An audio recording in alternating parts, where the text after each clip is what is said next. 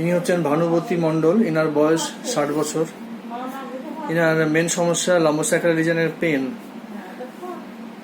মাজায় চরম ব্যথা বলছেন, তাই তো? তার সঙ্গে মাজাটা জাম্প হয়ে আছে, পুরো সোজা হয়ে দাঁড়াতে পাচ্ছেন না, বা ঝুঁকতেও কষ্ট আপনার, মাটিতে বসে উঠতে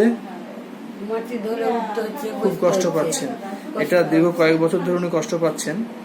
আর মেনলি রাইট সাইডে পেন আছে, রাইট হিপেও পেন আছে, যেটা রেডিয়েস করছে পায়ের দিকে, নিচের দিকে পুরো রেডিয়েস করছে।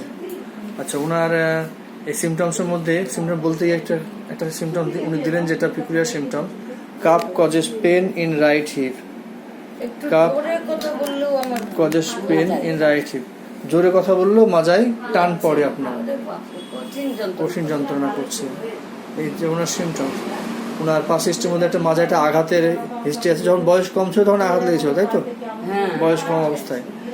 আর জেনারেল সিমটমসের মধ্যে ওনার appetite moderate, thirst moderate, tongue dry, stool regular, urine normal, sound sleep কিন্তু লেট।